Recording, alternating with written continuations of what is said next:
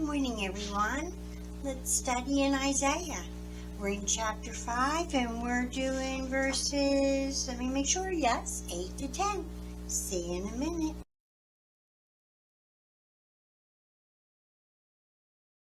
Okay, let's start off by reading in the chapter. And we're in chapter 5 of Isaiah, verses 8 through 10. And it starts out with the word woe. So it's like, uh-oh, this is not good. And at the top of the section, it says, 6 woes upon unfaithful Israel. I thought, we might need to pay attention because we in America aren't really faithful as well as we should be. So this might help us to find ways to get right with God again. Okay, so I'm going to start in verse 8, and we're going to go 8 through 10, because that's the first woe. And I figured we'd study each woe at a time, and so we can focus on it. Woe unto them that join house to house, that lay field to field, till there be no place, that they may be placed, alone in the midst of the earth. In mine ears, saith the Lord of hosts, of a truth many houses shall be desolate, even great and fair, without inhabitant. Yea, 10 acres of vineyard shall yield 1 bath, and the seed of an homer shall yield a ephah. Now the bath and the homer are measures, and I looked that up, and excuse me, a little froggy today. And it's about 35 pecks, and it's a bath. I'm sorry. 10 ephah is 1 homer, and that's about 35 pecks. And the bath equals the same thing as a homer. Yep. So that's as clear as mud, kind of.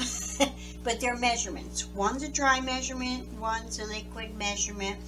And I thought that would be a good thing to study on the words to ponder, because that would help us to understand this, because that's a lot of difference than what we measure with today. So I figured to sum it up, because I did all the reading and everything, and to sum it up, I put 6 woes upon unfaithful Israel. Woe equals an expression of grief or indignation. Grief, anguish, affliction, calamity, or trouble. So God's saying woe, and this is what woe means. So it doesn't sound good. This section of the study starts with the word woe. And I just read the definition. Woe unto them that, and this is my take from it, lead others astray. And it talked about that as a reference in Jeremiah 23:13. And that says, I have seen folly in the prophets of Samaria. They prophesy in Baal and cause many people Israel to err. So that's why they're falling astray, I guess. The prophets are leading them astray. It's part of it. And if they don't know their word, just like nowadays, if we don't know our word, we'll get led astray. The second point I have is cover an evil desire that he may be higher than others. And I found that in Habakkuk chapter 2, 9 through 12. Woe to him that covereth the evil covetousness, desires of wanting, to his house, that he may set his nest on high, that he may be delivered from the power of evil, that thou consultest shame to the house by cutting off many people, and have sinned against thy soul. For the stone shall cry out of the wall, and the beam out of the timber shall answer it.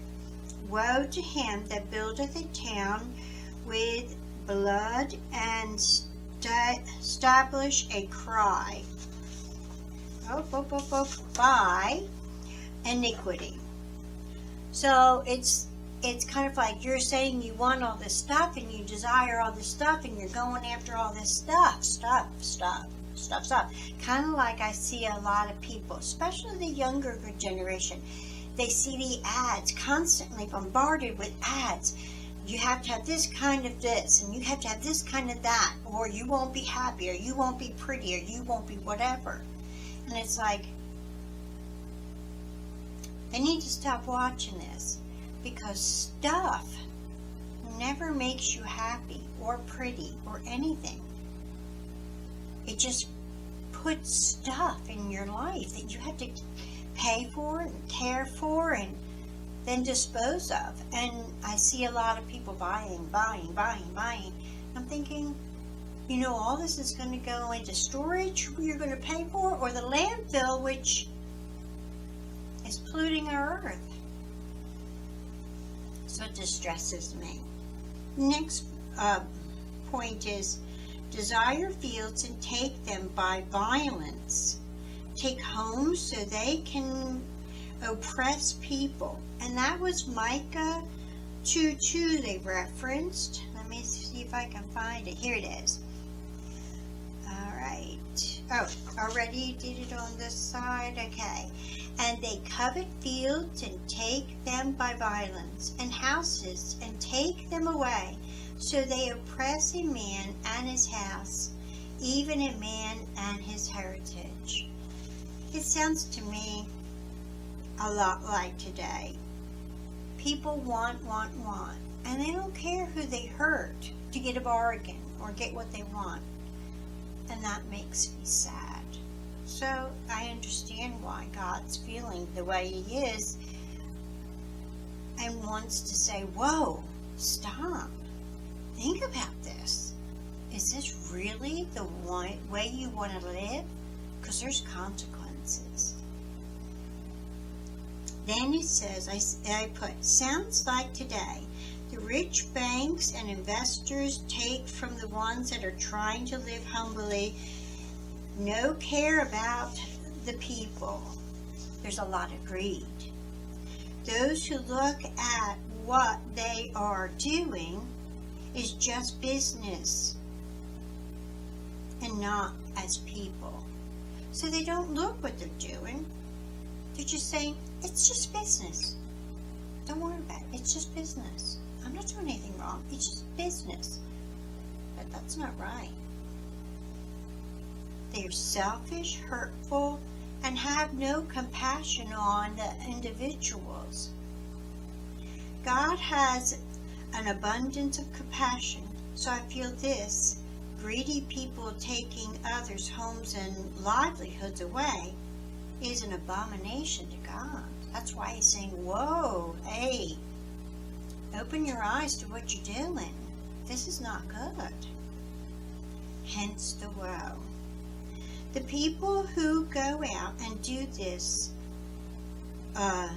purposely, not caring for others, will get their just rewards put upon them. So I hope they open their eyes before that happens. They will feel the wrath of God. So, the question for me and anyone else who wants to take it on is, how am I treating others in business, in life, as acquaintances? Am I treating them fairly, or am I being selfish in my dealings with others? Well, that's all I had for this week. I'm so glad we got this time together, and I hope we get to see you next time. Oh, if you liked it, give me a thumbs up. If you didn't, let me know in the comments below. Thanks, guys. See you next time. Bye-bye.